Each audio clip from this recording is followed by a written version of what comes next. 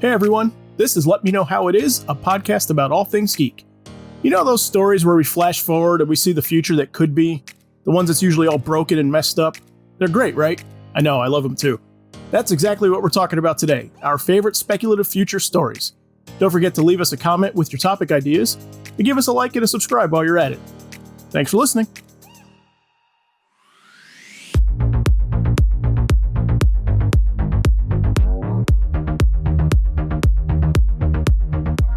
All right, guys, we're covered our favorite speculative future stories today. I'm Zach Slater. I'm Frank Melman. I'm Tommy Smithereens. And I'm Clifton. Okay, so as we were coming up with our list for this episode, we found that a lot of the stories we recalled as future episodes or comics were really just alternate reality stories. So we thought we'd just include those here as well. So you're getting that too. So, all right, who wants to go first? I will. The one that I first thought of in my time travel adventure was Adventure Comics 247, in which Superman is introduced to who? But the Legion of Superheroes, when three teens come back in time and say, "We love you, Superman." And they show why they loved him by taking him into the future and show how beautiful this future was. It was such a great adventure that it eventually became a thing in DC Comics called the Legion of Superheroes. I enjoyed the concept of it. I wish they haven't retconned and changed it like several thousand times over for the Legion of Superheroes. I enjoyed the original concept that created the Legion of Superheroes, in which they wanted to be everything like Superman, and it was a great thing to go back in time and meet their idol in that regard, even though it takes place 1,000 years in the future. Superman's thought of the greatest thing since sliced bread, and even in the idyllic future such as theirs, and I thought it was awesome. It is awesome. I agree. But it's also one of those things where I love the fact that they basically want, it's Superboy, right? This is Superman or Superboy? I want to say Superman. I think well, no, that's not right, because the Legion, they themselves are teens. So right. It was Superboy, not Superman. Yes. So what I love about the fact is that they basically take Superboy to the future, and they're basically, basically boosting him when they're in their past, and when they're in 60, at that point, even like 50s or 60s Smallville. And then they get him to the future, and they're like, "We'd like you to join our club, and we're going to basically put you through these tests." And really, all they do is haze him. Yes, yes, because he fails every time. And it's kind of like, well, they don't outright say, "Wow, man, you suck for we thought you were great, but really you're terrible." Basically, it's like one of those, Superboy, we're just fooling you. Really, we've been messing with you the whole time, and we rigged every contest that we gave you so that you would fail. Yes. Okay. Sounds like the 50s. Yes. Right. And it's one of those things where I've heard this is a rumor, but I'm not necessarily sure if it's true. But when John Byrne took over and did Man of Steel, he had such animosity towards the Legion. That's part of the reason why they didn't make it into the. He didn't like the fact that they hazed him. Wow. Oh, really? So he's like, Legion are jerks. I'm never using them. Right. Yeah. I'm scrubbing them from continuity.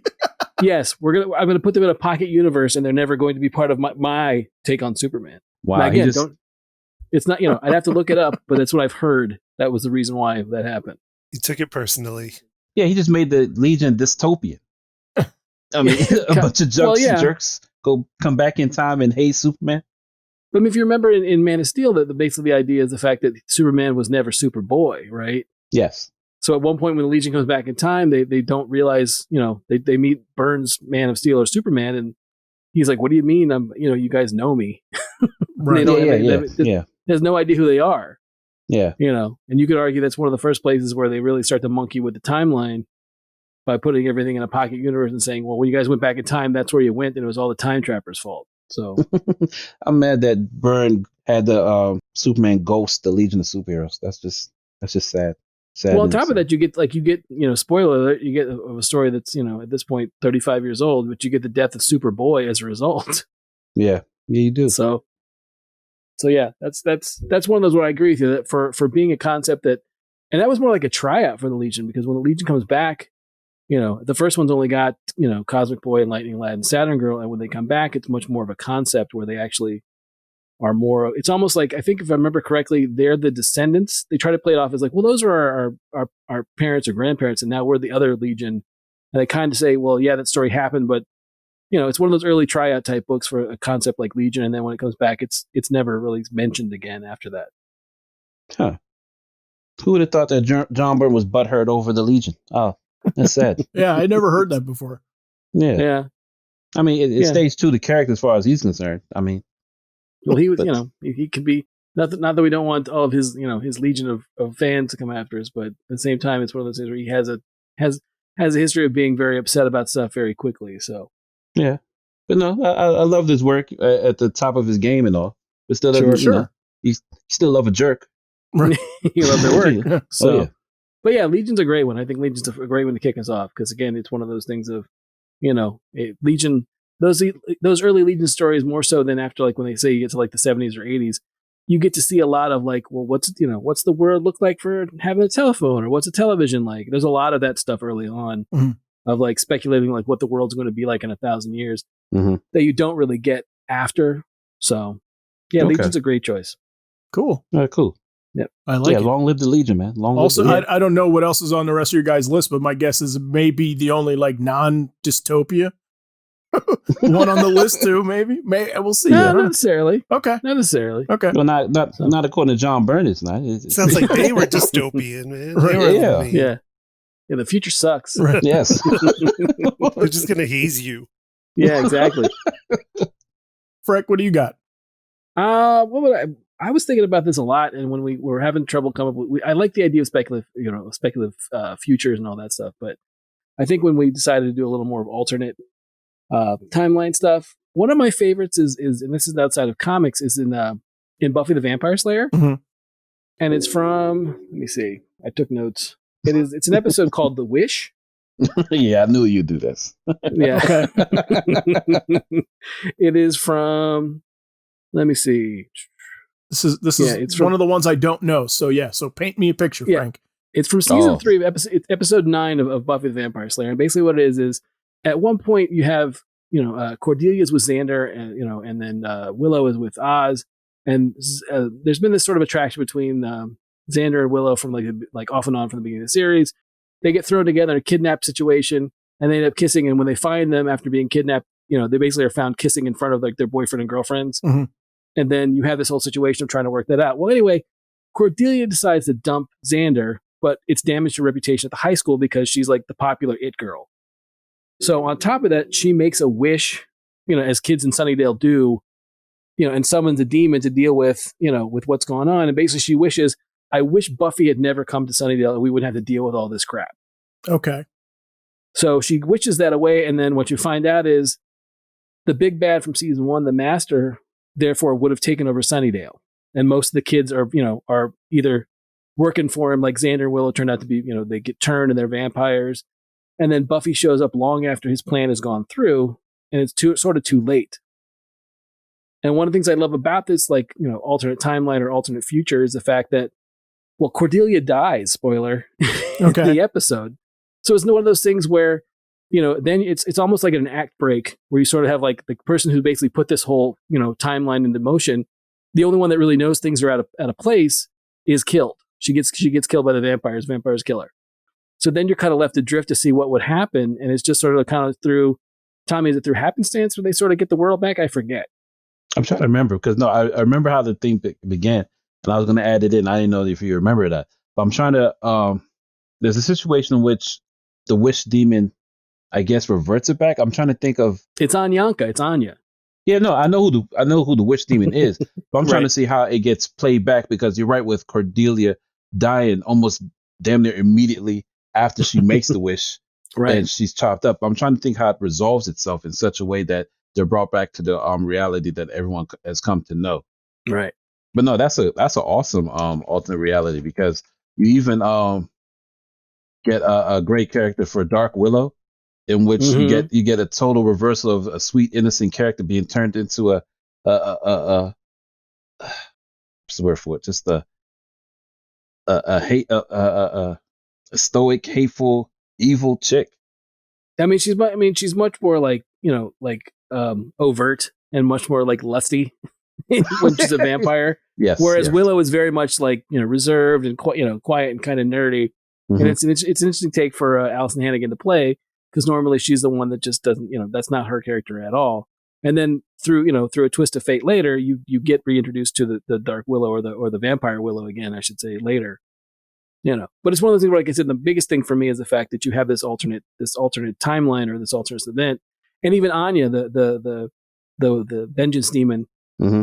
gets to hang out afterwards because she loses. Like I think it's like the thing with the No. gem or whatever they make the you're wish right. on. She You're wasn't a 100% regular right. at that point, right? She was just No, she was reoccurring. Yeah. Right. She becomes a recurring character later. That's her introduction right Okay. there. And the funny thing is she ends up with, she's with Xander, who basically is the one who caused this whole thing in the first place. Mhm. So, Yeah, if I remember correctly, the episode ended with Giles summoning Anyanka and then Mhm. breaking her amulet, which is the center of all her powers.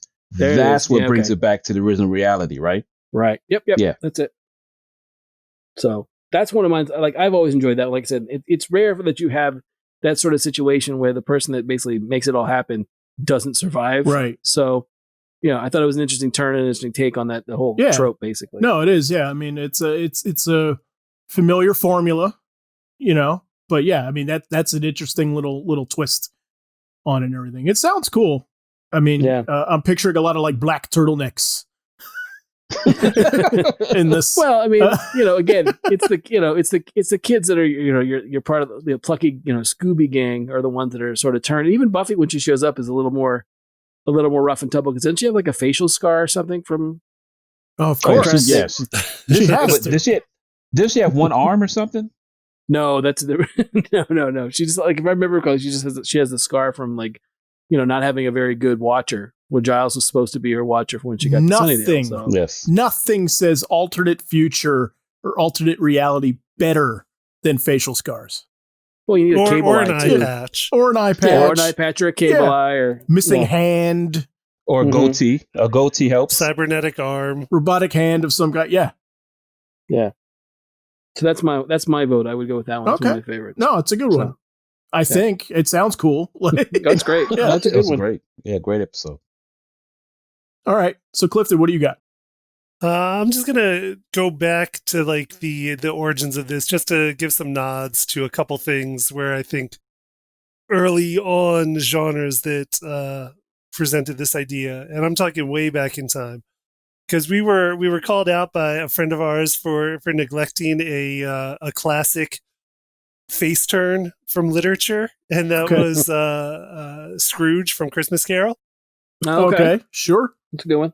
And that also included Speculative Future, a cautionary tale where Scrooge visits the future and sees his grave Yep. Very of true. what he would become if he does not change his ways. Mm-hmm. And then another early one, about 50 years after that one, was H.G. Wells' Time Machine, which is an early dystopian future with the Morlocks versus the Eloi. Mm-hmm. And that's just a nightmare's future where the human race is split off into two different separate races. One is basically the sheep that the other feeds on as the predators. I mean, it's definitely been looked at in fiction ever since then. So much so that we've got the Morlocks and X-Men as a direct little nod to that. Right. Which one came first of those two? Is it Time Machine? No, Christmas Carol was like 1843 and Time Machine was 1895, I Okay. believe. I'm curious. So, did the Christmas Carol create this genre, essentially? Was that like the first story that we can think of that had The this? first like semi-time travel, like this will be your future story? Yeah. I'm not Possibly. positive. I was actually going to try to look into that a little more, but didn't get a chance to yet. But it's definitely got to be early an example of it. Right. Yeah. No, yeah. I mean, that's Christmas Carol is an important one, I think, because I think a lot of the stories are aping that in some way. I mean, Right. yeah. I like mean, change your ways or else. yeah. And we're going to show you what the or else is. Yeah, for sure. And a lot of times, even modern day, I think is just doing like a version of that, like set in Right. whatever like series or whatever comic book we're reading. They're just doing, this is, I don't know, DuckTales, but it's a Christmas Carol, Right. Yeah. Right. Or Mickey's Christmas Carol. Yeah, Sure. there we go. Yeah, it's Scrooge, so it confused me. But It's yeah, easy. no, that's a great one though. That's one of my favorite retellings of it ever. But yeah. Now, Muppet Christmas Carol, that's the best one. Oh, really? You put that one over Oh, yeah. Mickey Scrooge? Really? Oh, Interesting. yeah. By far. But I like any version of it, so I'm not discounting any version. Just Muppet Christmas Carol's my favorite. Never seen it, but I gotta try out the Muppet ones then. Like, yeah, I'll watch it this Christmas. We'll see. We'll see if it'll be a tradition like Home Alone and Christmas Vacation and all those other ones. But I have a question then. Yeah. Now, if we're going back to dating as which came first, or how far back the time travel one, would you guys consider Rip Van Winkle one as well? Because that predates that too. Right. Interesting. Okay. Yeah, because I mean, unfortunately for him, he lives it. I mean, right. Yeah. There's no oops. You know, it's just a dream. Nope. This is your life now. Yeah, no, that's a good point. Yeah, I guess Rip Van Winkle, if that predates it for sure, yeah, then that might be the first or future story at least. And even earlier account. Yeah. So what am I gonna go with? I'm gonna go to The Simpsons. Okay. And I'm gonna say Lisa's Wedding from season 6. So this episode is like the Simpson family's at like a Renaissance festival, and Lisa sees like a fortune teller, and the fortune teller is like, I'm going to tell you the story of your true love. Right. And then we see Lisa like all grown up. She's like 23 and she meets a British guy, and they kind of like, and he's brainy and educated and everything. So they hit it off right away and they fall in love, and, he's at odds with her buffoonish family, essentially. Right. Yeah. And what I like about that one is that this is early. So this is like season 6. So outside of a couple of jokes here and there, this is like one of the first times we see like a flash forward episode for The Simpsons, of which they did many after this. Right. But yeah, no, I just like this one. You get to see how alike Bart and his father are. It's got a ton of heart with the ending and everything like that. I think it's a very sweet Homer Lisa moment at the end where, basically, I'm spoiling the episode, but basically like her fiance, it's contingent that like Homer wants him to wear like this absurd, stupid pair of like pig cufflinks that's like a family heirloom to the wedding. And he's like, all right, I'll wear it. It's important to Lisa that he wears it too. And he's like, I'll wear it, but like after this, like we have to like cut your family off. Right. Oh, that's right. Essentially, right? Yeah. Yes, and then basically like she calls off the wedding essentially, and then and we go back to regular time, and then she steps out of the fortune teller and meets up with her dad, who's also at the Ren Fest, and then he's like, coming up with like a turkey leg or whatever, and he's just telling her about his day and how much fun he had. And it's just a nice moment between the two of them. And I like it. So, and I wanted an unconventional one. So I threw The Simpsons out. Nice. Yeah. I like it. It is a good one. Thank you. Okay. So we're back to Frank. No, we're back to Tommy. Yes. Okay. Well, This one I thought of, and I'm trying to run up Frank on what I think he's going to mention. But the monkey wrench is the alternate universes, which totally derails my plan of attack. But nonetheless, I thought of Fantastic Four number 19, in which we introduced to Kang the Conqueror. Okay. Which is nice because it's a flip on the futuristic take, because they travel back in time to meet Ramatut, which ultimately is Kang the Conqueror from a distant future, which is a weird take on the futuristic version of someone who's in the past, so to speak. Yes. To me, I wasn't a huge Avengers person, so I don't know the details of how it worked in the Fantastic Four, how he was introduced as such. But I know Kang became a thorn in the Avengers side from that point forward on many occasions of him muddling with the future and dealing with his alternate times. Right, Frank? Yes. Yeah. So that was my take on the alternate future of that despot that they deal with from a time perspective. Kang the Conqueror. Yes, I like that one too. I like the whole idea that he's basically bored at one point, I believe, is what happens, and he decides to go back in time to the time of ancient Egypt and becomes Ramatut as opposed to just being Kang. Right? Yes. Is that what it is? That's what it is. Yeah. Yeah. So basically he's looking for a little more excitement because, he's kind of like, it's almost like an Alexander the Great type moment where he's like, I conquered the future. This really doesn't hold anything for me anymore. So at one point he stops off, obviously, and starts his stuff with the Avengers, and then even further back when he goes back to Ramatut and then runs into the Fantastic Four. So yeah, that's a good one. I like that one too. I always like the idea of, someone coming back. Again, it's similar somewhat in the Legion, except this time it's a villain as opposed to, That's what I was going to ask, because I've never read this issue before, and I was like, is this a bit of like, I'm going back to challenge like these great heroes of this century that I've heard about, that we're still talking about in my time? Actually, that comes along a little bit less. Like he gets sort of that type of feel with the Avengers Forever series, in which he's a constant thorn to the Avengers in that love. And then they sort of shuffle him his identity. Like at one point he's Immortus, Iron Lad. Right. It's like he plays with time in different ways. Yeah. Again, it's kind of a thing of, just because, again, it's weird because Kang's one of those characters, especially at Marvel, that, because he is a time traveler, things branch off, and therefore you have to deal with, again, his alternate timeline versions of himself, like he's like Tommy was saying, like Immortus or Iron Lad or Ramatut, or the Scarlet Centurion's another one that's a weird offshoot. Mm-hmm. So it happens. I mean, Kang's an interesting character, and it's one of those things where, I keep hearing Kang's a possibility for future MC, the Marvel cinematic stuff. I also hear stuff like Korvac might be a possibility. So, I think Kang is with all the stuff, the time travel stuff in Endgame. I think Kang's a better choice, but we'll wait and see. Definitely. Yeah. So yeah, mine's more of a person. I'm sure he's on a board somewhere. Oh, I'm sure. Oh, I don't doubt it. Like I said, with time travel at Marvel, I don't see why. He's one of the ones that I'm just like, no. He obviously when I saw that in Endgame, I'm like, well, they should lean pretty heavy into Kang, but we'll see. Because again, one of the things about Avengers Forever that Tommy mentioned was the fact that it's a great miniseries by Kurt Busiek and Carlos Pacheco. If you've never read it, it's awesome. It takes place during Kurt's run back in, how long ago was that now, Tommy? Jeez. Right, it was early 2000s.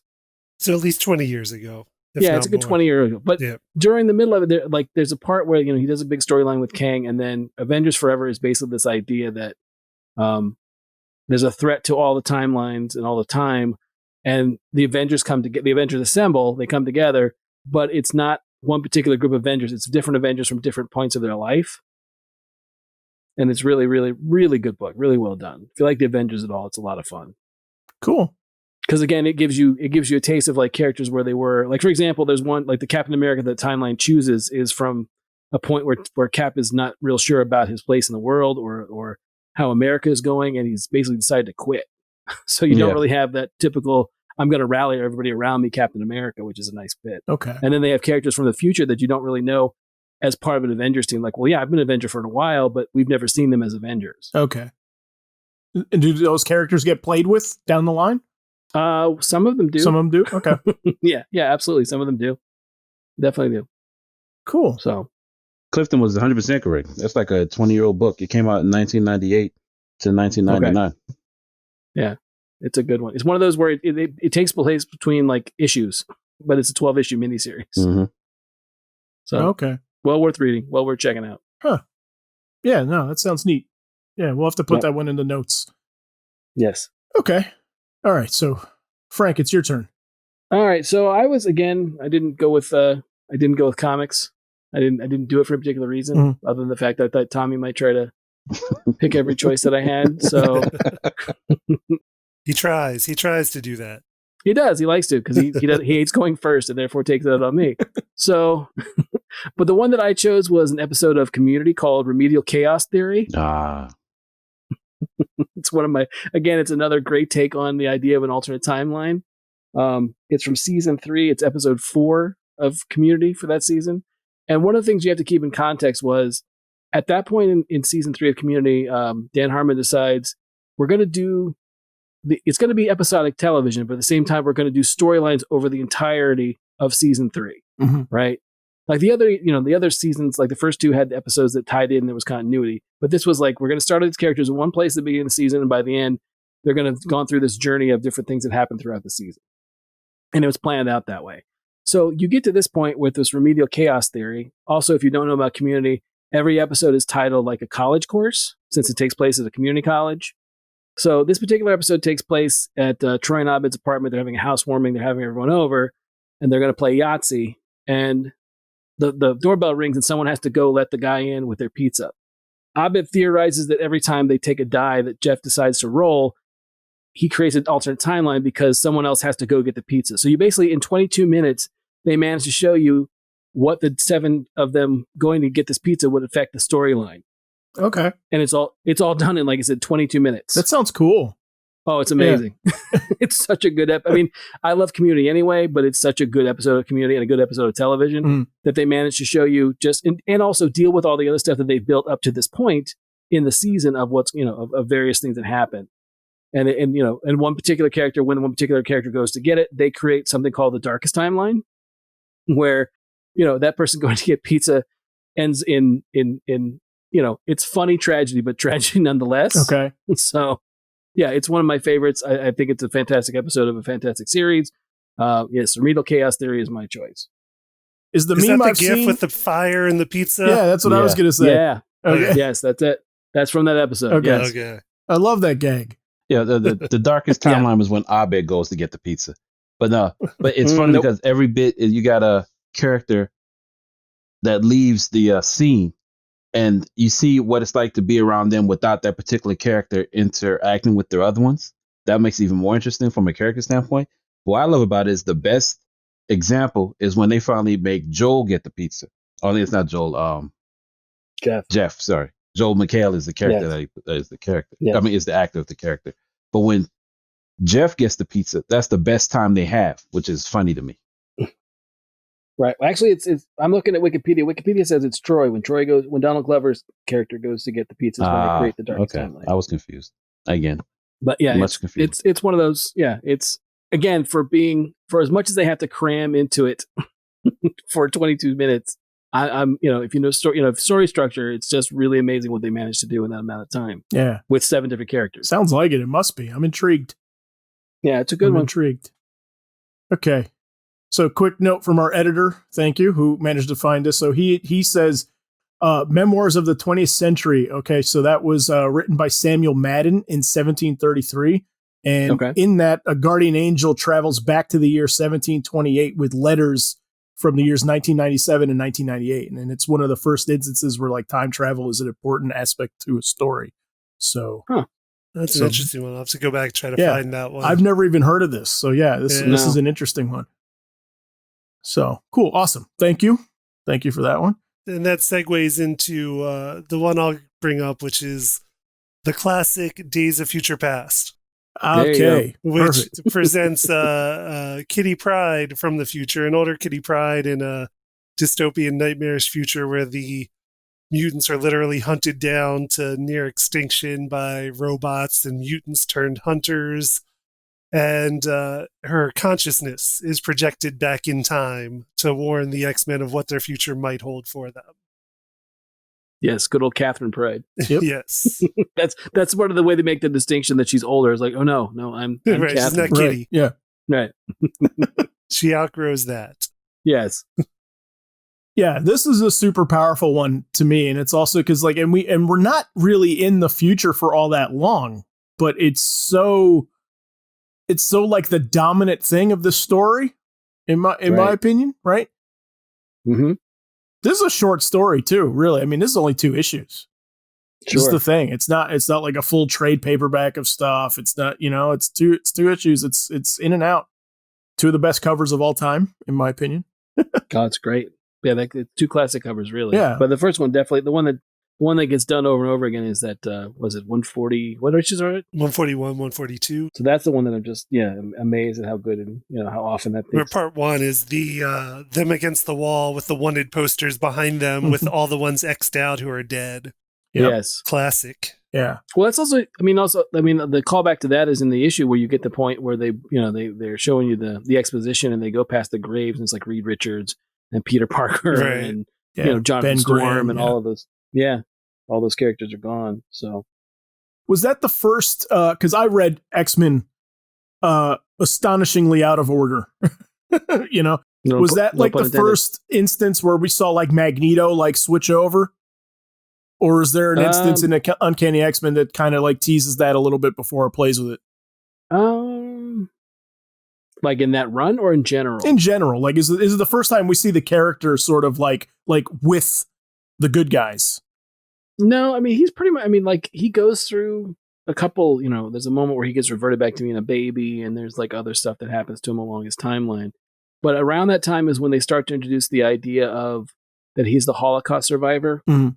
That's a Claremont, as far as I know, a Claremont addition to his character, and they sort of soften him up a little bit.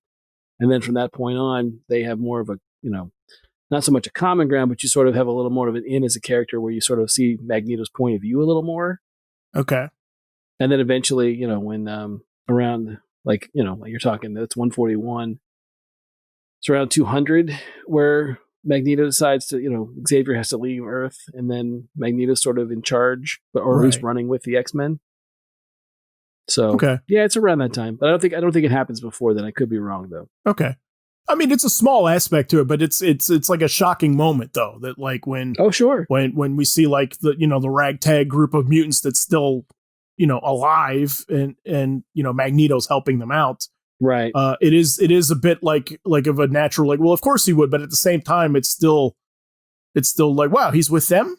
That's cool. Mm-hmm. Yeah, no, it's a great one. It really is. I think, it's been adapted a bunch of times. It's in the X-Men cartoons. It's been done in as the film, which was, I'm blanking on what number that would have been. Is that the 5th X-Men movie? 6th? Which one? Days of Future Past? It's the 5th one. It's the 5th one.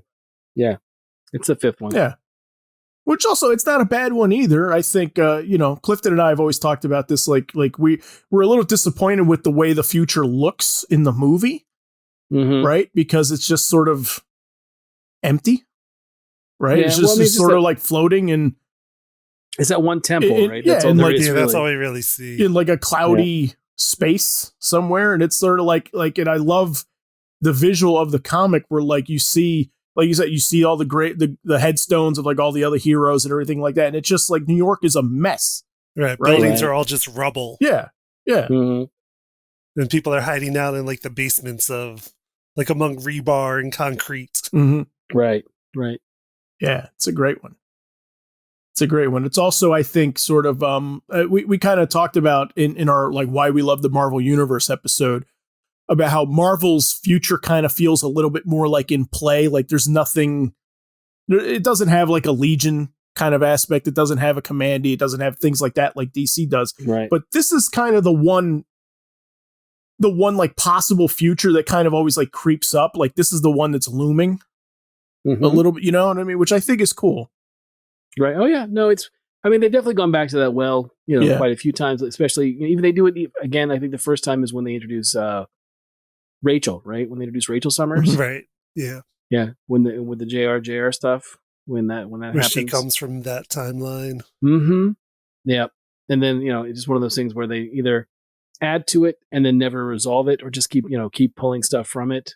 Because I think it's where you get Nimrod too, if I'm correct. You get Nimrod. Does Nimrod come from that possible? You future? Get also Ahab, and you get future Franklin Richards. To me, that was the most jarring. Yep. Yeah, you got the son of the Fantastic Four in a mutant containment camp. Yeah, that was like left field when that dropped. Mm-hmm.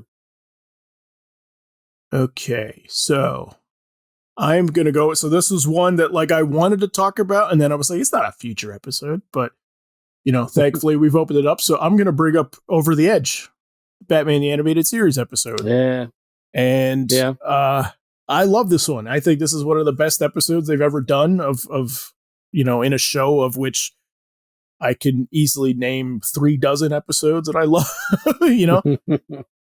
This one, unfortunately for me, this one was sort of like conceptually spoiled for me before I saw it. Right. So like I was obsessed with like at this point, at this age, like learning everything I could about Batman the Animated Series. And this was one of the episodes that aired, I think like in the UK first or something like that. So I'd seen like a review where like the plot is thrown out that like, okay, here it is, like, Batgirl is killed, right? And then we see where like Commissioner Gordon is going against Batman because he blames him for his daughter's death, and it's just like it just everything hits the fan in this episode. And I was like, oh man, this sounds awesome. And I'm a little disappointed that I didn't watch the episode and then have like what's going on like moment, because it's played super straight in the beginning. Yes. Like it just looks like a regular episode. It just, it just opens with, the cops breaking down the door of Wayne Manor and they're chasing Batman into the Batcave. And you're like, what is happening? Yeah, it totally tosses you in the deep end. It doesn't play fair, which is good, which is, a lot of these, when you have the setup, full well it's going to happen. It's not nearly as jarring. I think I know I've told you, Zach, this story of I was working at the comic shop at the time and I had to be there at noon, and I got up and I was getting ready and I'm like, I just wonder what's going on in Batman the Animated Series. Let me flip by it real quick. And I flipped on the scene and all I see is Batgirl's lifeless body thrown on the hood of the car. Yeah. And I went, oh my God, what the hell was this? Right. And I had to stop because I had to get ready to go to work. So I had to wait all day till I got back to find out what had happened. But it's one of those episodes of, of all of that animated stuff that's so well done, especially for being the trope of, it's real, but not real. Yeah. Sure. So that was, to me, was that moment of, I'll never forget that, of like seeing that. Cause again, it was something that definitely wasn't done on the Kids WB. Well, was it Kids WB at that point, or was that? Yeah, it was. Okay. So I'm talking Fox Kids. We wouldn't get that on Fox Kids, but on Kids WB with the red skies. Yeah. During that segment, we definitely got stuff like that. So there's a famous production anecdote of that where like they originally had a wide shot of Batgirl falling onto the police car, and for whatever reason, the censors were like, you can't do it that way. It's too intense. And then so they got the idea like, okay, well, like what if we put the camera like in the car, like as Bullock is driving or as Gordon's driving, I forget who it is, and then her body just like slams onto the hood of the car, and it's so much worse. Yes. Oh my God. Yeah. So yeah, no, that's a fantastic episode. I love that one. Yeah. No, this is one of my favorites. This is also one of those that I think this would be a cool one to stretch out. I think that this is a neat and tidy 22 minutes. Like it's a very, very lean episode, but DC and Warner Animation are always doing those animated movies like 3 a year and everything. This would be a fun one, I think, to get like a full movie out of. I think to sort of like revisit this and not necessarily do it in the animated style, but just sort of make it its own thing. I would love to see this played with more, I think. I'm happy with the way it is. I don't want anyone to touch it. Leave it alone. Okay. Don't bother with it. It's good the way it is for me. I could keep both versions in my head, but it's okay. All right. So, Tommy. Okay, well, going with the theme of animation, I was thinking of the introduction of Trunks in the Dragon Ball Z series. I'm not sure if you're fully aware of it because I don't think too many of us are anime watchers, but which we've covered in recent episodes. Yes, indeed. I'm sorry, what? What is it? In Dragon Ball Z, after the whole Frieza saga, which takes a long time, and it shows the Super Saiyan, the power of the Super Saiyan. Out of nowhere, mysterious youth appears, and we have a rebuilt Frieza who just got his butt handed to him in previous episodes, but he comes back ready to take out the team. Trunks, with no introduction or anything, comes in, defeats the big bad, which took like 50 episodes to stop, within 5 minutes of confronting him.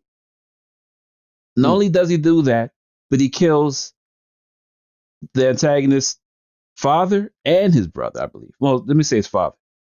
And then talks to Goku, who tells him of his past, which is basically from an alternate future in which Trunks sees the death of Goku. And he's doing his best to prevent that.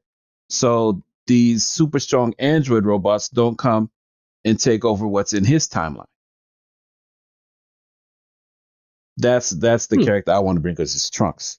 Very beloved character in the Dragon Ball Z universe. And what is Dragon Ball Z? I'm kidding. I'm kidding. Are you serious? You're serious. No. I've seen some of it. I have no idea the character you're talking about, Okay, but I've seen right. some of it because I had friends that were into it. Oh yeah. Oh no. Trunks. Right. So if you're familiar with it at all, you've seen Bulma, the girl that hangs out with Goku from when he's a child to when he's older, and you've seen Vegeta, who's like the villain early on, who then has his own face turn. Right. You've seen those two characters, right? I've seen Vegeta. Yeah, I've seen him like in his armor with the broken shoulder pad, and then I saw him later in a Hawaiian shirt. Okay, yeah. Trunks is their kid from the future. Okay. Vegeta and Bulma's. Okay. Interesting. Sounds cool. I don't know what else to say Wow. about it. Yeah. Like, you know what I mean? But It's a beloved character. Everybody loves Trunks, and the way they introduce him is so jarring and so powerful. He even turns to Super Saiyan without going to any training. He just turns it on like a switch, and he comes with a sword. Who doesn't like a sword, you know? Sure, of course. But he's different, powerful, and introduces a whole new story that is different from what we experienced before. And Trunks, kid from the future. And in the context, the other characters had to go through like seasons and years before they could do Super Saiyan and training in like their hyperbaric chambers and stuff. Training like 1,000 times Earth gravity. Oh yeah. I've seen that episode. Okay. Seen that one where he's pinned down to the floor and like screaming for 30 minutes. Right. Yeah. Dragon Ball Z. Yes. Yeah. Yes. A lot of montage. Oh my gosh. I've never seen a fight last like 20 episodes, you know. But that's the nature of Dragon Ball Z. Right. But it appeared in Shonen Jump in July 1991, at least the manga of the character. It wasn't until later, until like episode 104 Dragon Ball Z, that they actually bring that fruition. Jars everyone when they saw it on Cartoon Network, and I was one of them. So yeah, the introduction of Trunks in Dragon Ball Z. How far into the run about is this? Because I do know Dragon Ball Z has a huge episode count. Whereabouts, you know? I think that's episode 104. Okay, so it is actually relatively early, I would say, you know. So compared to relatively speaking, I think, because I mean that show has hundreds of episodes. Oh yeah, correct. Oh yeah, definitely. Well, they got to get in all those fights, right? Yes. And what's crazy is how small the antagonist list is compared to how many episodes they've shown. Yeah. But no, you're relatively right. It's in the whole scope of Dragon Ball Z, it's early on, even though it's the 100th episode, you know, which is insane. That's like absurd to say, but I mean, that's how popular and how big a run this show has. Oh yeah. Is that, you know, 100 odd episodes in, that's still early. Well, what's crazy to me is even as he helps Goku from not dying from a heart attack, strangely enough, his future is sorry. I'm sorry. He's got diabetes. That's what kills him. That's what does him in. Sorry, spoiler alert. I didn't want to ruin that for anyone. It's high cholesterol. That's what does him in. That's not all the fights. Not all the fights. But that's the crazy part. I'm dead serious. Heart attack. I know. He destroys worlds, but yet succumbs to, you know, a stroke. But anyway, right. He saves the hero and still has to go back to his world where the hero's dead. So it's like an alternate future timeline that he doesn't even save. What ends up saving grace is all the fights he does with Goku and the crew makes him stronger and able to defeat these androids that were kicking his butt and had him screaming in a hyperbolic chamber or whatever earlier on. Yeah. So yeah. Okay. Total game changer for the series. Cool. Also, I think the first time Dragon Ball Z's ever come up in our show, if I'm not mistaken. So this is cool. So, all right, this is good to get it in. I had to show restraint. Yes. I have a soft spot for it. Like I said, I you know, best friends of mine that were super into this, you know, when we were growing up and everything. And so I'm waiting to go out and play, and they're like, after Dragon Ball Z, and I'm like, all right. No, that's pretty accurate. Yes. And Zach was like, they're still fighting? Yeah. How many episodes is this fight? All right. So, Frank, what do you got? All right. So this one is one that I'm surprised that Tommy did mention. I thought for sure that we've talked about it before in previous episodes, but the team that was on it, it's for me. I chose Justice League: The Nail. Okay, it's a good book. That's a great book. If you're not familiar with the concept, the idea is that for want of a nail in the road, which gives the Jonathan and Martha Kent a flat tire that they have to stop and change, they don't get to Baby Kala on the rocket ship in time. As a result, someone else does. And so therefore the world is deprived of Superman. And it's done by Alan Davis. It's a gorgeous looking book. The splash pages in it are awesome. But basically it shows a world devoid of Superman and how that world develops and, why, what happens with like Luthor and the cast of, characters that are supporting characters of the planet, as well as what, how they basically affects the Justice League in general. Right. But it's one of my favorites. I think it's a great, alternate world story. It's one I would like to see animated, quite frankly. I think it'd be a really good animated project for DC. It would be. Just because there's a lot of touchstones. There's an Amazo bit. I believe there's is that the one that has the Starro bit, I think? Maybe I'm thinking of another name. This is in Elseworlds, correct? Yes. Okay. Correct. This I think would make an interesting animated movie, because what sticks out to me when I read this, when you gave it to me to read, was it's an Elseworlds where everything looks the same. Pretty much. Right? Like one of the only changes is that Superman is different, right? But Bruce Wayne still becomes Batman, Hal Jordan is still Green Lantern, like all of that stuff still happens, which I think is cool. Right. That you see how immense Superman's reach is in a different way that's not, inexplicably for some reason, why didn't the Waynes die? You know what I mean? Like right. I like that everybody else's origin is still intact in this story. Right. No, I always like that too. I like the fact that, there's no short, there's no short trope. There's no like shorthand for the world is suddenly dystopian mess and everything was sort of, right. gets changed because there's no Superman.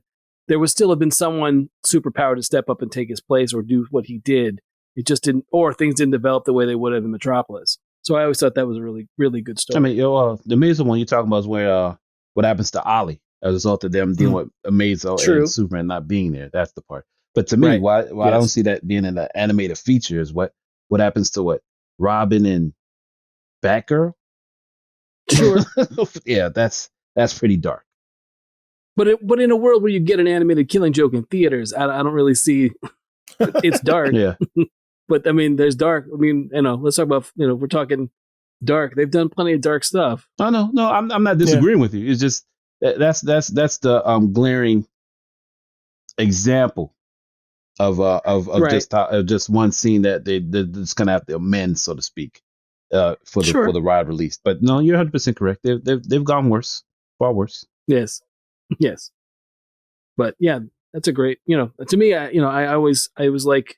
I think it's one of those that doesn't get near enough praise. And again, I think it's something that there's a little more of a boost than it gets. Right. And I think making an anime out of it would be really cool. Yeah, so it's a great one. It's a great book. I love it. I would love to see an anime for it too. Absolutely. Mm-hmm. So, all right, Clifton, what do you got? I don't really have any more that I've thought through. Okay. But give me 2 seconds. Because you guys took my Christmas Carol. All that time I was trying to derail Frank. You took my Christmas Carol one. All right. Tommy wants to get an honorable. Tommy, you want to go? You want to go right now, or can I get one in? No, go for it. Okay. I'm drawn by going.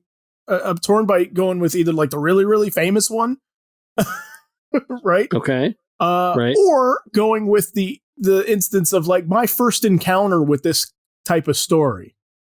Okay.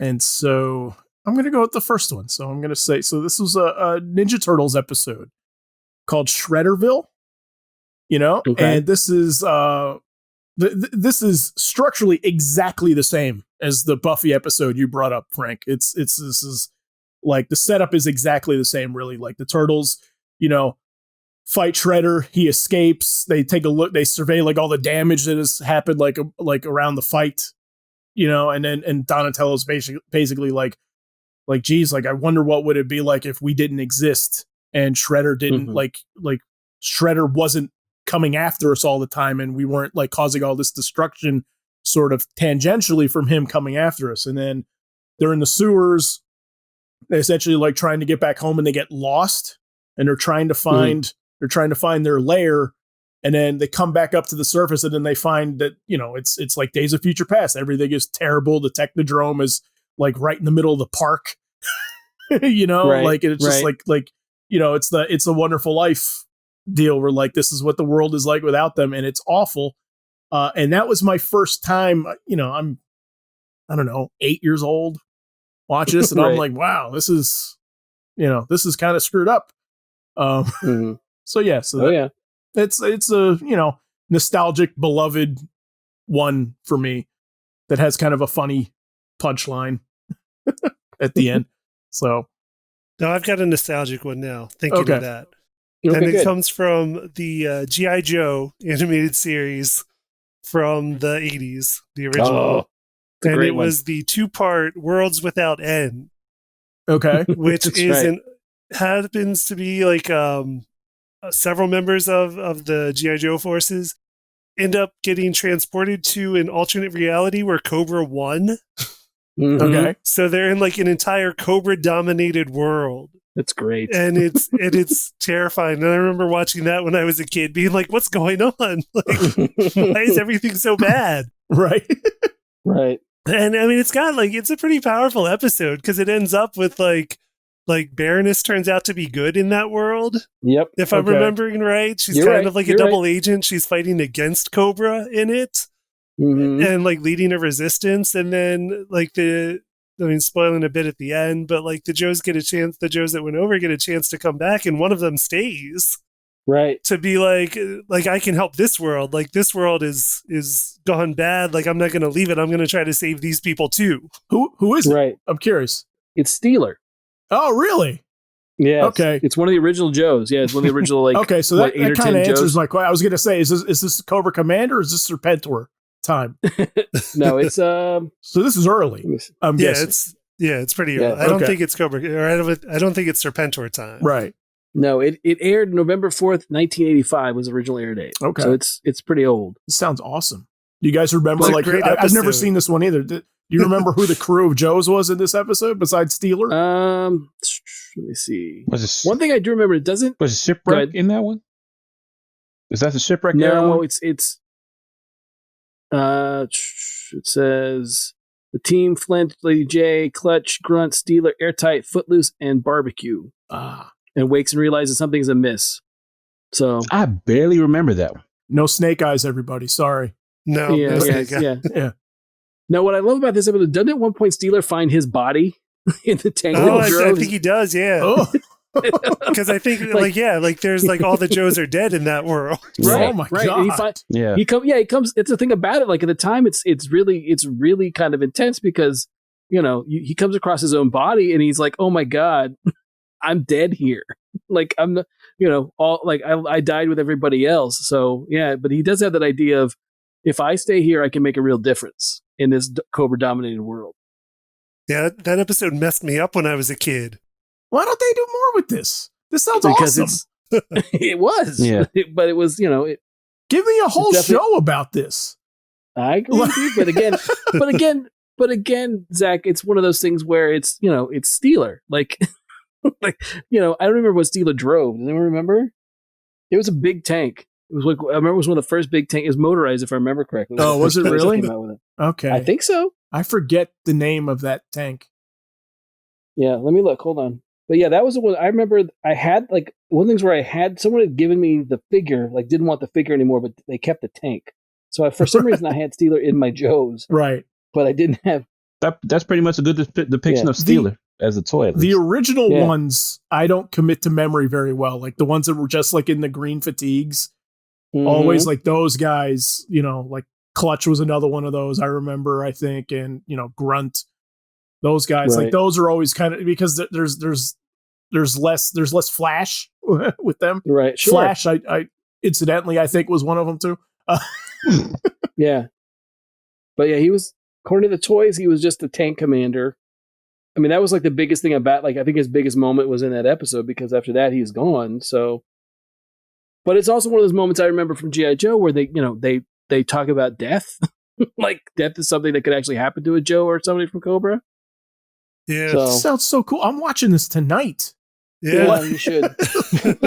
This sounds so. I'm serious. I want a show about this. This would be really cool. Cobra Yeah. takes over the earth, and like the Joes are sort of like spread out everywhere, and they're sort of like kind of meeting each other like either again or for like the first time, and so you get kind of like a guest star aspect with whenever I don't know, Chuckles shows up or something, or Refrigerator Perry. It's right. That's funny. Exactly, or Balboa. Yeah. Dog Pound. But he was there. We go. Nice little in joke for us. I love Dog Pound. Dog Pound was my favorite.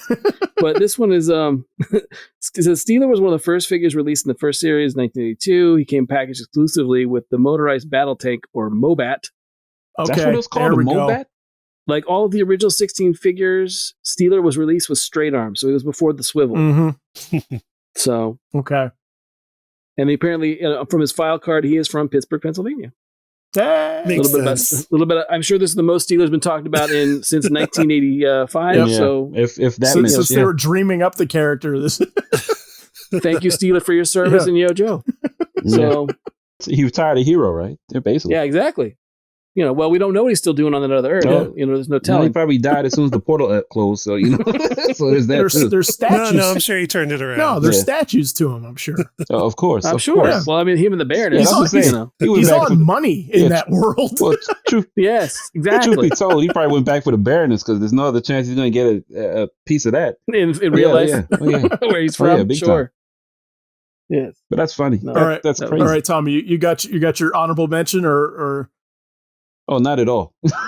No? I was totally derailed with the G.I. Joe one. I was, as soon as he dropped that one, I was like, oh my God, I remember that one. That's a great pull, Clifton. Yes. Yeah, it's a really great one. Yeah.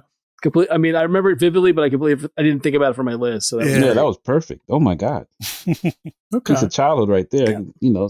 See myself watching from the TV with my mouth dropped. It's like, Joe's died, Yeah, exactly. That was me back then. Yeah. Okay. I felt the same way back then too.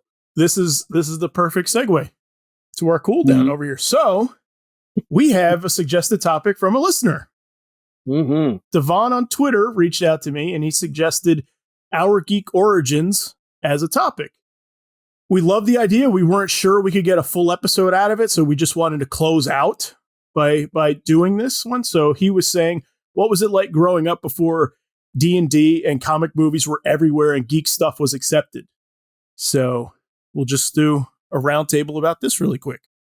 Thanks, Devon. Yeah. Thanks for listening. It's traditional. Since I started off from the beginning, let me start off here too. What I remember. Don't steal my origin. Oh, well, I got nothing to say then. Okay, no, never mind. Okay. No, I got it. Early on, I was introduced. The brief part of this to comics was my brother. My brother made me go to a local comic shop called Geppies. And in there, I got to know everybody in the store, and I eventually became an employee. But really, my geek origin is based upon my love of manga and anime, in which then I barely even knew it existed until I worked at this comic shop. Now, what made this interesting and unheard of is there was no streaming sites for it, no cable, and nothing on the internet that would that you could see or stream or even come across. It was a dark time back then. It's an incredibly dark time because the only way we could see it was through videotape, VHS tape. And to make it worse, any tape we had was copies of Japanese translated stuff. And it was anything we can get our hands on. And they were like copy of a copy of a copy. So it was distorted. Half the scenes looked like snow. And you'd be lucky if it was dubbed. And it didn't mean the dub was an authentic dub. It could have been someone who just ad-libbed lines to make it seem right with what you were seeing. On top of that, we didn't know what we were getting. We were just happy that it was animated and it was violent. Now, of course, it's totally different. And what you get to see animated shows going back to that era, you can see entire episodes and stuff. But by then, we saw it in tapes that someone got from Japan or wherever they got their copy from, copied it, and then copied it, and then copied it, and then we come across it. Right. Yeah. So so that's my little reach. That's like in the early 90s when you had like the tape traders for wrestling when you would get like when you would see wrestlers in like Japan and stuff. You could watch like Owen Hart wrestle Japan and stuff like that. Yeah, exactly. Like the continent, like the country. Yeah, Owen Hart versus all. Yeah, it was a pay-per-view. He just like went through everybody. Well, what made it even more crazy at that era too is we had to pay $20 for a tape. It's not like we came across for free or people handed it to you. They charge it. They charge it for us. Yeah, I remember that's how I got to see stuff like Akira, Robotech, Riding Bean. There's a whole list of stuff. Appleseed. There's a list of stuff that I remember from that time, in which that's the only way you can get it was like underground bootleg from a person that worked at a comic book store. How they got it, who knows? Right. But but that's how we they came had their across ways. Yeah, exactly. Yeah, They knew a guy. No telling. Yes. Yeah. Ain't no telling what they had to do to get that tape either, you know. Yes. Yes. So that's my story. All right, Frank. I mean, for me, it was basically, let me see. My earliest stuff that I was thinking about when I was trying to get this together was like Super Friends, and, Batman 66 was on afternoons. You get the first part on like a Monday, and the second part you'd have to get back to see how the cliffhanger worked out on a Tuesday. I've told the story before of, watching Fantastic Four in Spanish, the old Hanna-Barbera one, not really knowing what was going on from the dialogue, obviously, but enough to watch the action. I watched a lot of, and it was also stuff like, I remember vividly when I was thinking about early stuff that I was into, I remember vividly coming home from one of those family trips where you're like in a family roadster for like a month and you're driving around with your family. And then I remember coming back and like the entirety of my neighborhood, all the kids were like, have you heard the news? And I'm like, heard the news about what? And this is long before the internet and any of that stuff. It was, they're making an Incredible Hulk TV show. And I thought immediately my mind went to, well, how are they going to do the leader? And what if they do like the Quintronic Man? How are they going to have the giant robot on TV? Yep. Not realizing that budgets and all that stuff comes into play, not to mention special effects. And not that I didn't enjoy the Bill Bixby, Lou Ferrigno Fugitive Hulk show that we got. It'll hold a special place in my heart. It's not the same thing as the Hulk fighting the Abomination every week. Right. But no, I just grew up with, like I remember, my parents always encouraged me to read.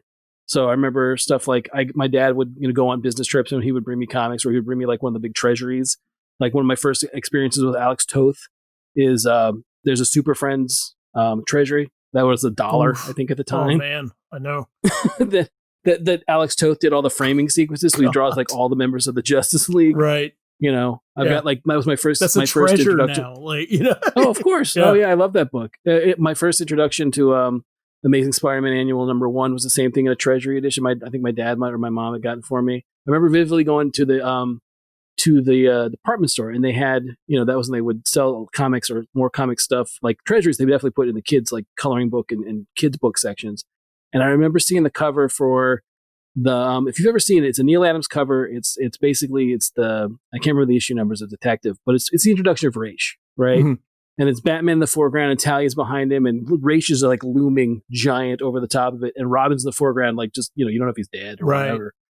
But I remember seeing that as a kid. So that was some of my first experiences. And I think for me, it was, I think the first proper comic shop we got where I lived in South Texas, I was maybe 14 or 13. And it was one of those things where, my mom, I would beg her on the way to the bigger, newer mall to like, can we go by the comic shop?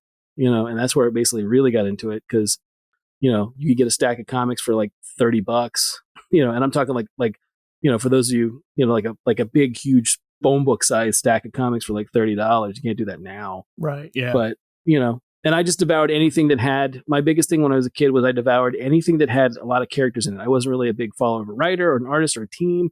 It was just kind of like if the JSA and the JLA were teaming up, I was picking it up. Or if say, for example, the Avengers were teaming up with the Guardians of the Galaxy, I was picking it up. So a lot of my old beat up comics are just comics that have a ton of characters because I want to know more about the various universes. Because again, we've talked about before, outside of editor's notes or someone that was really, really knew what they were talking about, an older kid in the neighborhood or someone's older brother, you didn't really have the opportunity to know stuff because there was no internet. There was no way to just immediately go online and find stuff.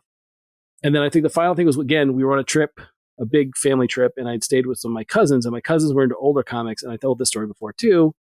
I think the main turning point where I really started getting like more more better stuff, for lack of a better term, was I had cousins that had the complete run of New Teen Titans all the way through Judas Contract. They had a complete run of all of Byrne and Claremont stuff, X-Men stuff, till the point right after Dark Phoenix. Okay. Right before the introduction of Kitty Pryde. And then they had the Great Darkness Saga. And I read all of those in like one summer. Yeah. Yeah. Like in like a 3-week span, I read all those books. And for me, that was a turning point.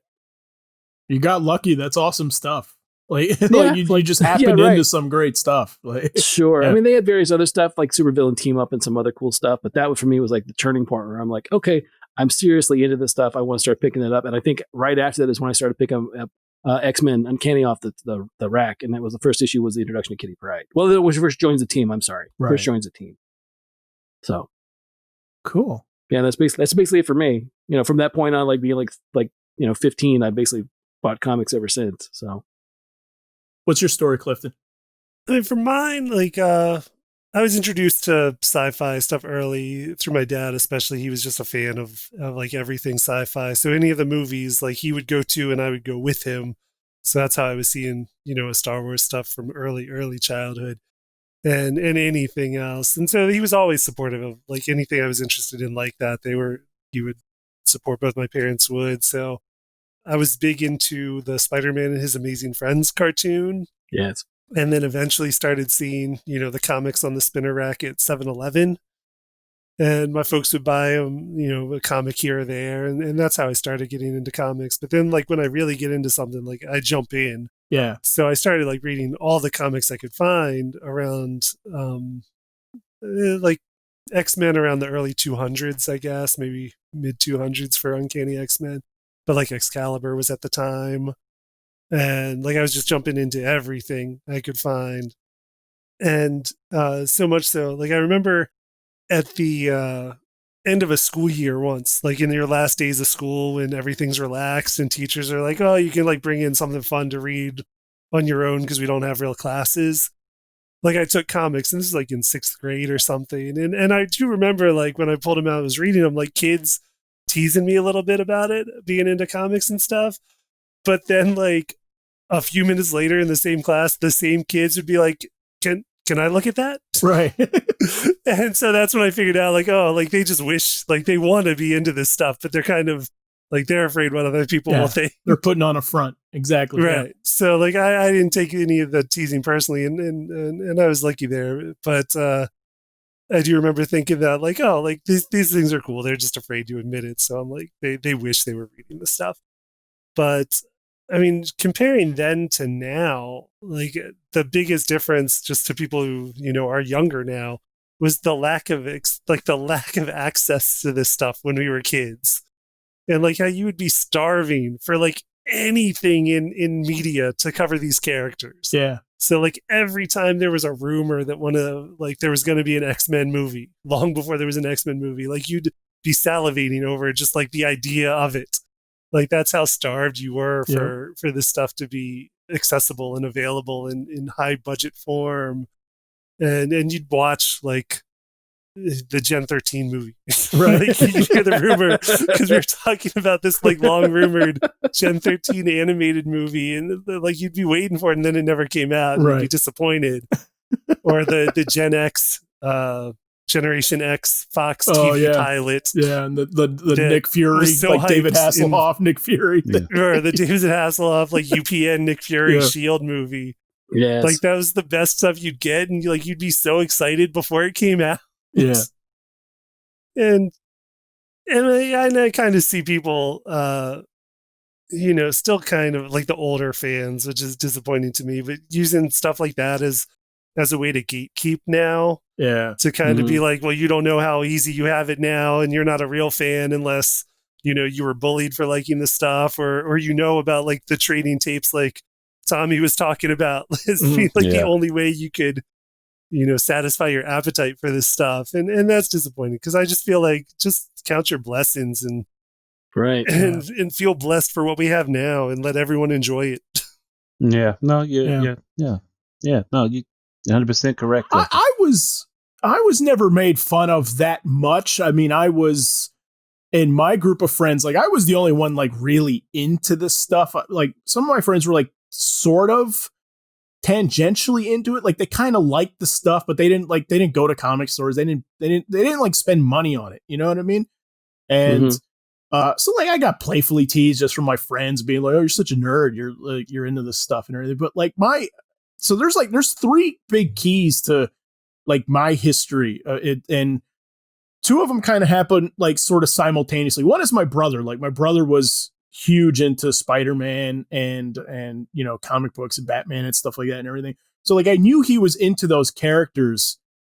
So I was inclined for that to come into like the second big influence of me, which was cartoons, right? Like I generally got into characters through animation and then picked up comics after. Like my first comic book is a Ninja Turtles comic book, and I got into it because I was, I love the cartoon. So those are kind of like the two first important things. And then there was a period where sort of like, because I didn't read much, I was buying comics for like the pictures. I just like looking at the art. I didn't really read them ever. And there was a period where I fell out a little bit, and my brother started explaining to me, like there was like one summer where he just kept like pulling stuff out of his collection for me. And I think that the key was like, let me get him to start reading some stuff. And it was like, so he brought me like Dark Knight Returns. It was the first time I read Dark Knight Returns. Right. And I was like, oh, wow, like this is really, really cool. And then year one was like right after that. And then I got like the Alien costume, and then Kraven's Last Hunt, and then the Wolverine mini. And then so like, it was this amazing summer where, I'm 13, and like every week he's like leaving something on my dresser for me to read. And then from that point on, like, I don't think a week has gone by since I was 13 where I haven't read a comic book. But the third aspect is you guys, honestly. Like I'm getting, sentimental here and everything. But I remember, like, Frank, when I met you at the comic store, I remember thinking like, wow, somebody is as into Batman the Animated Series as I am. Mm-hmm. You know what I mean? Well, like the funny thing is, some people, not to cut you off, some people may not know this. Your brother and I worked together at a comic shop. Yeah, exactly. For a short time. Exactly. Right. So I came into the store because that's the one my brother worked at and everything. And I didn't know that they had stores for those things at that time, But like, but you and I started talking. I'm like, oh, wow, like he's really into it. And then you and I hit it off there. And I met Tommy through you and everything. And, Clifton was working at that store later, and Clifton and I started hanging out and everything. And what's cool about that, though, is like you guys have kind of like kept me into it. And the amount of stuff I'm introduced from you guys still passing me, like, have you read The Nail? You know what I mean?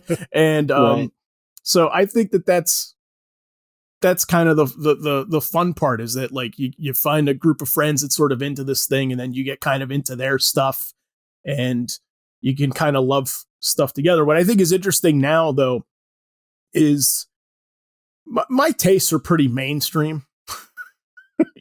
Like I'm a Seinfeld fan, I'm a Friends fan and everything. I remember thinking as a kid, being like, I can't be the only one that likes this. Like I can't be the only one that thinks this is cool. I think if some of you gave this a shot, you might think it's pretty awesome too. And then so it's cool to kind of come now where like, my father-in-law, to my knowledge, has never read a comic book in his life, and he's watched like more episodes of Arrow than I ever will. Like, and so I think that's cool. That like now, like everybody's into this stuff on some level, Right. So it's fun stuff. Yeah. There we go. So thanks, Devon. Fun topic. Yes. Fun to get into it. How about you guys? We want to hear from you. So tell us in the comments, what speculative future stories do you love, or ones that we've missed? Also, suggest a topic for us. We might use it on the air. Also, please find us on YouTube. Don't forget to subscribe there as well. It'll help the channel grow. And finally, don't forget to like us on Facebook at facebook.com/letmeknowhowitis, and follow us on Twitter at our show's initials, LMKHII. Thanks for listening, and we'll catch you next time.